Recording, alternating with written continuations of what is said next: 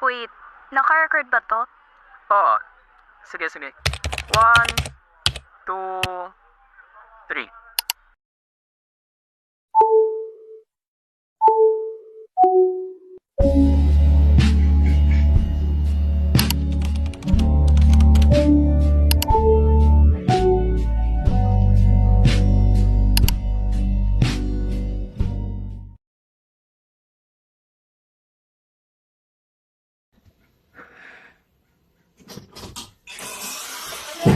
Shani, patingin. Ina, Shani, mali na naman.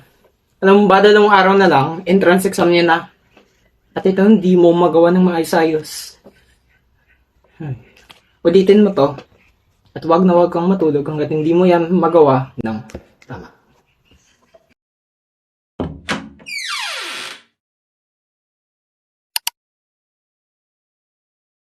Teka lang, alam niyo ba si Chantel? Nag-apply daw siya sa Ateneo. Talaga? Oo, sabi nga top honor siya sa buong paaralan eh.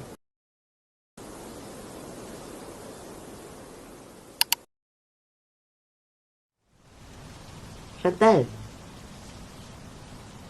nag-apply ka diba sa Ateneo? Alam mo, kahit saan ka pupunta, magaling ka pa rin sa tingin ko.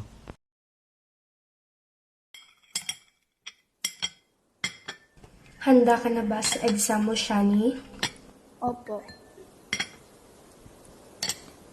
Huwag na huwag kang matulog hanggat wala kang matapos na libro, ha?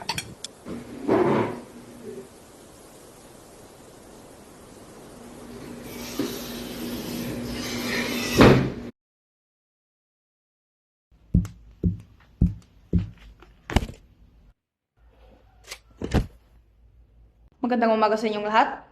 Ako si Miss Porcal, ang inyong proctor sa inyong entrance examination.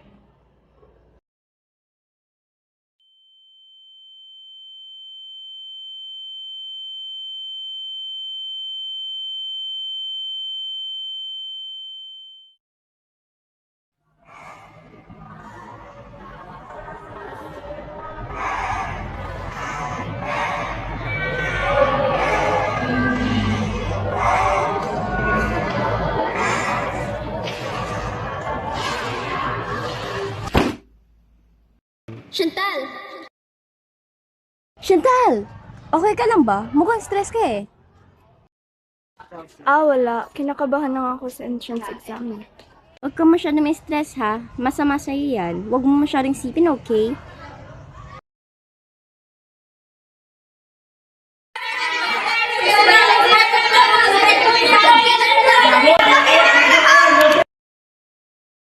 Magandang umaga sa inyong lahat. Kumuha ng isang pirasong papel, magkakaroon tayo ng pagsusulit.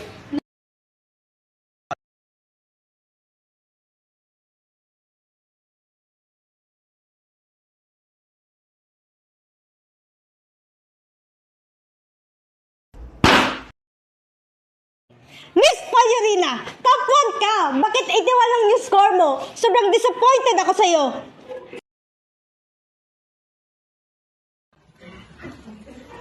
Huwag kang makinig sa kanya, Shan. Okay lang yung score mo na yan.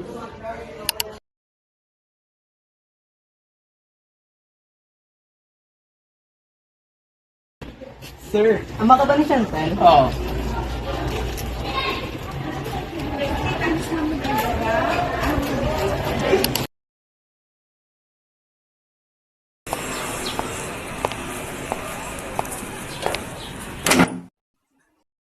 Tignan mo to.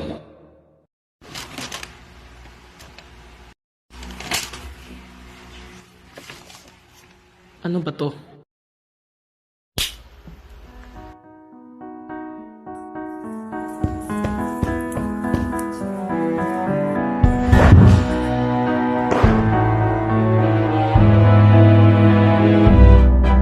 Cause maybe I know what my heart desires. Maybe I'll lead with a passionate fire. Cause maybe I know that I'm destined to fly. But if I have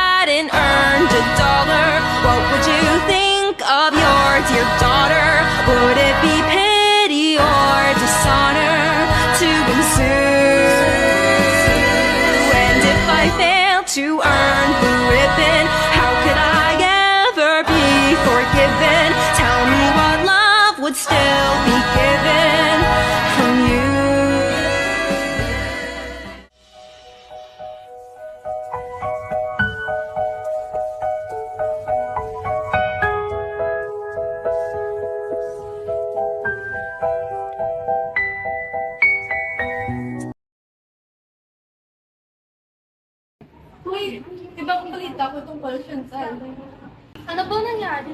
Di daw siya nakapasa sa exam sa Ateneo. Ha? Paano? Tapuan na tapuan, hindi makapasa sa Ateneo. Napasa pa tayo tuloy.